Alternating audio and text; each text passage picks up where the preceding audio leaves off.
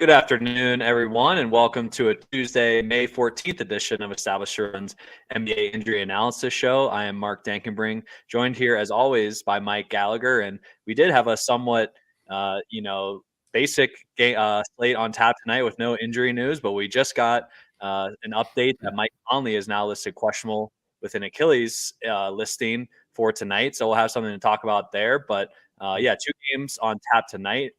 Both series tied at 2-2 here. So some exciting game fives. How you feeling today, Mike? And how you feeling about the games tonight? Feeling pretty good. Got the purple shirt on. It's got off my hike right now, so I don't usually wear the hiking gear, but feeling pretty good here. A little upset that Karis LeVert hit that late second shot to bury our Boston -8.5s. The tilt. I'm totally okay about it, but feeling pretty good. And shout to OKC. That was a great. I mean, SGA baby. What a game from SGA last night.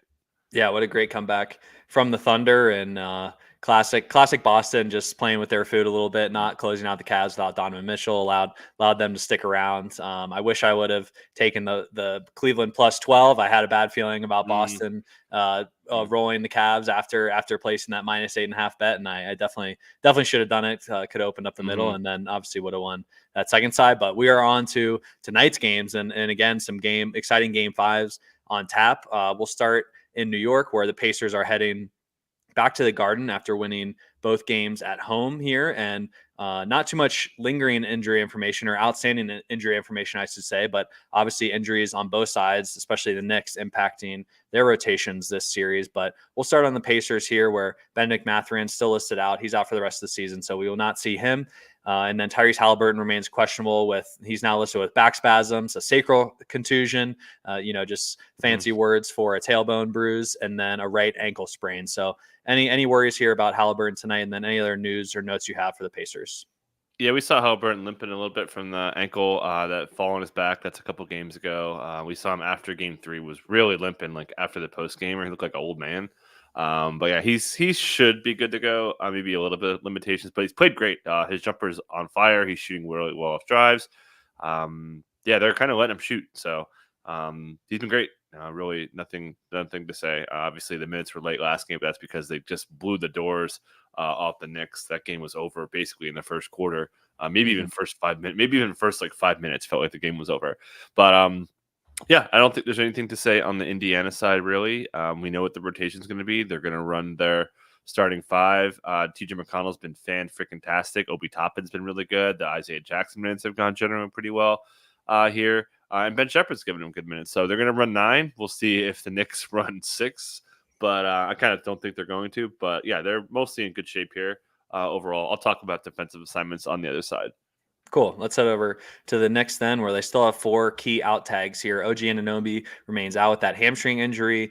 He's getting ruled out early. Already ruled out yesterday. So we do not think he will be back during this series, which is unfortunate for the Knicks, as they are without 3 players for the rest of the season: Mitchell Robinson, Julius Randle, and Bojan Bogdanovic, all out for the playoffs. So I'll let you take over here and drop some nuggets here on the Knicks side of things. Yeah, just got ran out of the gym. Their transition points allowed were a ton. They gave up a lot of unguarded stuff. Just clearly, when your team doesn't have energy, those are 2 things that really jump out, and they did. They've got to fix that. We saw Deuce McBride start the second half, played the whole second half, partly because of garbage time. Tom Thibodeau said after the game that they did it for speed reasons, again, because they were just getting run off the court. So that's the big decision. Does Precious start again? We've seen Precious be a safety spot for a lot of help defense. I think that it makes sense to maybe pull Precious out. He has not played all that great really since getting minutes here. Obviously, they lost the last 2 games he started. That said, Tibbs is a pretty stubborn man, so I still think Precious is a pretty heavy favorite to start. Whether he can get big minutes, I'm not sure.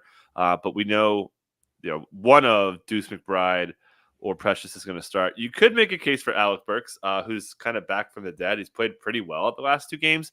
I think I'm pretty confident that Burks is going to get minutes, so that's 7. Do they go to Jericho Sims? I don't know. I think they're going to want to try to play Isaiah Hartenstein as much as they can. And then the defensive matchup, which I mentioned a minute ago, it's been Andrew Nembhard kind of guarding Brunson pretty well. The tracking data has some really good numbers on that.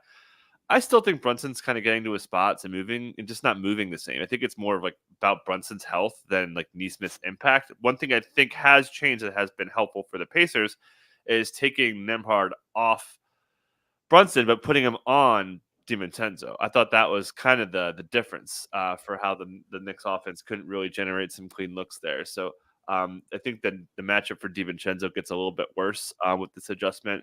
And then Josh Hart, we saw him lose minutes the last couple games ago. Obviously, got cut down last time because of blowout, and then Hartenstein. So yeah, feel pretty good that's going to be their core players, and then that's probably it.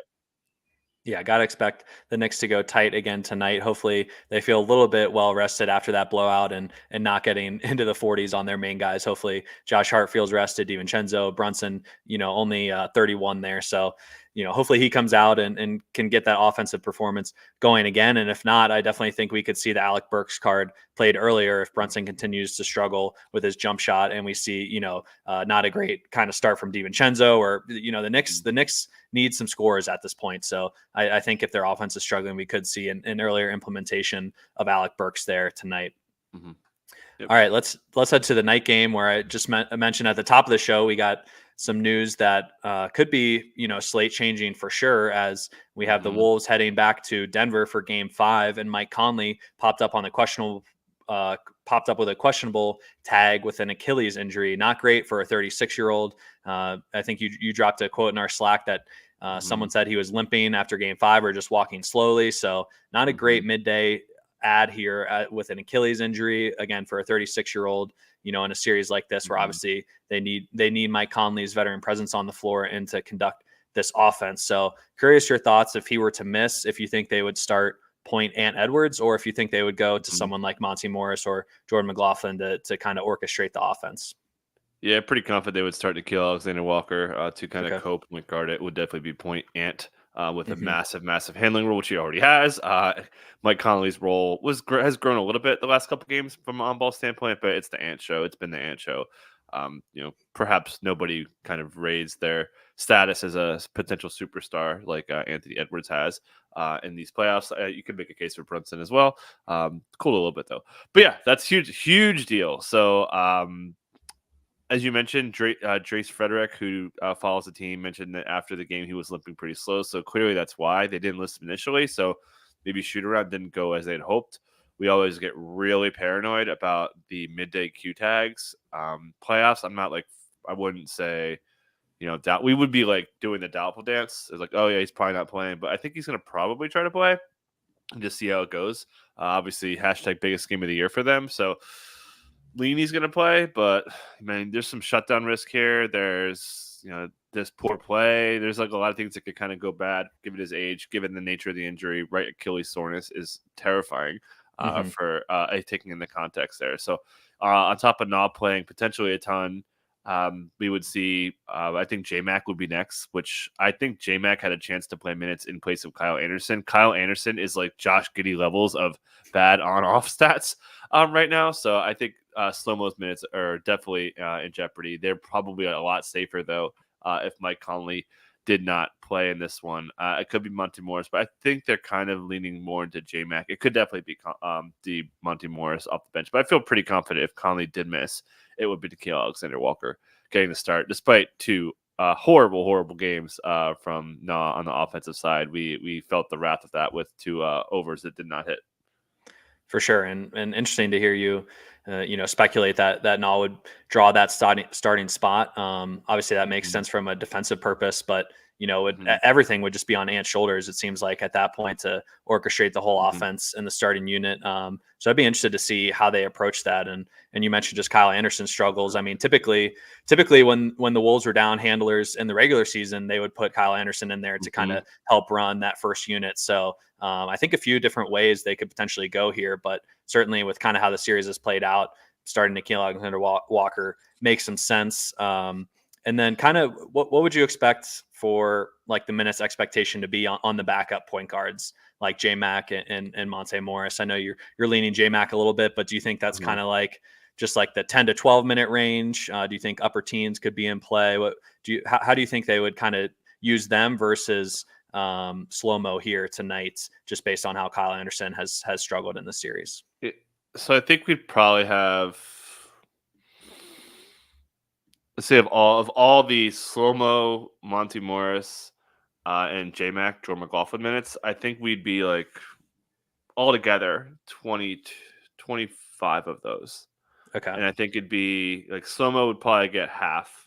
Hmm. And then I think J-Mac would probably get three, two-thirds, and then the remainder would be maybe a little bit more, maybe like 28 minutes for those three guys to kind of Yeah, split around. because we That right sounds now about we have right to you. Conley. We've got Conley up to 33, which is probably the highest projection we've had on Mike Conley all Mhm. season. Typically we wouldn't go above the 29 to 30 mark. So 33 minutes, a lot to fill. And Nikhil Alexander Walker was already playing mid to upper 20s minutes, so he can only take on so many more of those. So certainly it will be interesting to see how the rest are distributed there. It sounds like we'll probably, yeah, as you mentioned, probably give about half to slow mo and then the rest to the guards in that situation. And should note that potential starting lineup with Nos starting has been used in 3 of the 4 games, 8 minutes total. So wouldn't be too foreign. Yeah, so feel pretty good about that. Sweet. Let's head to their opponent, the Nuggets side, who are trying to get the first home win of this series tonight in Denver. Their injury report has cleaned up a little bit. We just have Vlatko Konchar listed out here. He's been out all season, so no surprise there. And then Mhm. Jamal Murray is the only remaining Q tag here, still with that left calf strain. Kentavious Caldwell-Pope and Reggie Jackson have both been removed after they were listed questionable in both games in Minnesota. So we should feel pretty good about their health at this point. But what are your thoughts here on Jamal after we have another game that's every other day, so only one day of rest in Mhm. between here, and then obviously you add in the travel elements coming back to altitude. So what are your thoughts here on Jamal tonight, and any other news and notes you have for the Nuggets? Yeah, I wrote about that in matchups. Like we always talk about the road team in altitude.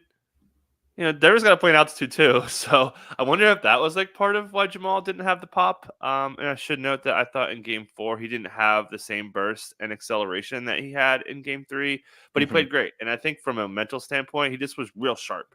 Mike Mullen talked about a little bit about it. You saw it if you watched the game. Just getting Joker the ball in the pocket is like such a game changer, man. Like the Wolves couldn't stop that. They had so many cuts off that. Joker's just a master of that little float game he has. So Jamal really set up like the shooting was great. His catch and shoot stuff is back after the last couple games after really falling off. He was the worst in the playoffs with guys with his volume. But he just looked way sharper, which is a credit to the coaching staff and a credit to him being able to play from one of the worst moments of his NBA career. Right, a guy throws freaking stuff on the court and then turns around like that. So yeah, I feel pretty good. Mentioned in game 3, he said that he had some tightness at the end of the game.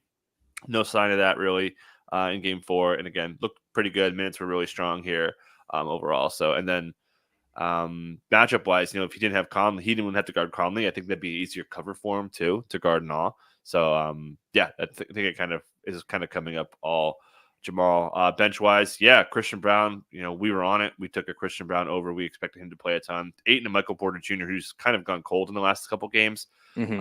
I think that's pretty unlikely to happen, but Christian Brown has clearly made himself the sixth man for this team. And then Justin Holiday, talked about it on the pod with Dink, man. Those 2 threes he hit early second were big time. So those guys are locked and loaded. We'll see a little bit of Reggie Jackson for probably just the non-Murray. So feel pretty good about those 8. Peyton Watson, not this time. Maybe we see you next series, but clearly the shooting and spacing and just overall play from Justin Holiday has made him separate from the rest of the bench guys, along with Christian Brown. Absolutely. That end of first quarter rotation when Reggie Jackson came in for Jamal with the foul trouble, I believe he hit 2 threes in that span. And then Justin Holiday started out the second quarter, with a couple threes. And it was like, oh man, if Denver's getting Yeah. this, they're going to be tough to beat for sure. And I thought something that I noticed watching Mind the Game, they talked about, defending Denver's pick and roll offense with Jamal and Jokic. And they talked about kind of using that DHO from the bottom where Jamal comes up, where Jokic has the ball, at the nail or one of the elbows, and Jamal comes up from the block. We saw that a lot more in game 4 with Aaron Gordon bringing the ball up, kind of switching places with Jamal, feeding it to Jokic and then Yep. starting, their action his action, 2-man action with Jamal off that dribble handoff, around the nail and elbow, which I thought was cool to see just play out after learning, through Mind the Game. Just can't recommend Mind the Game enough. That's been awesome to listen to and to watch and see that play out in certain playoff matchups. I really got to appreciate that in Game 4 with the Jamal and Jokic action. Nice, I have to check that out. Actually, one more thing to add. So we talk about Jamal literally every show for since Game 2. No, even before, because he had the knee thing they were managing. We've been talking about Jamal Murray's injury status literally for months. So I think one player who looked healthier, Joker. I thought Joker looked really good. We talked about him kind of like losing his fastball a little bit down the stretch of the LA series. He looked fantastic. And one other note, so that's great. Obviously, the Gobert stuff. And then one other note too. Sorry, I'm kind of rambling here. Like that, AG bringing the ball up really changed the geometry of the Wolves defense. I'm curious to see what the Wolves do to counter. Chris Finch said that they really dug in on that, so I'm curious to see how they switch the matchups. We know Gobert has gotten destroyed by Jokic. Obviously, the brother I have 47 is still the best, but it's going to be tough for them. I think that's something to watch. And last thing was, everyone's talking about Gobert getting played off the court. That wasn't the problem. Like their defense got beat by a really, really hot Nuggets offense. And then their offense was good. Then the Minnesota offense wasn't the problem. Their defense just got killed by Joker. So I don't really think there's nothing broken to fix here from a personnel standpoint. So expecting mostly the run it back situation if Conley can go, and then we kind of covered that. Perfect.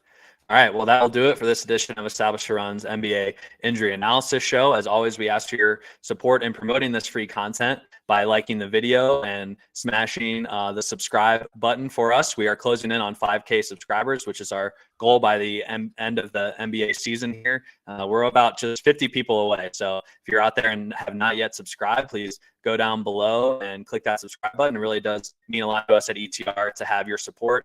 We also have some new content up on the YouTube channel. Drew and Mike recorded a podcast yesterday that's up on YouTube, as well as anywhere you get your podcast. So you can check that out ahead of these Game 5s tonight. And if you have interest in getting access to our behind the paywall content, you can head to establishedrun.com/subscribe-NBA to access our DFS live shows, which Drew and Mike will be on tonight. I'm sure dissecting a lot of this Denver and Minnesota matchup, as well as the Knicks and Pacers, both crucial Game 5s here. So you have this Mike Conley news as a potential, wrench in the slate, with that being the late game. So I'm sure some great analysis tonight from Drew and Mike, as well as Mike's daily matchups column. You can also get behind the paywall. So appreciate all you guys out there listening to us today.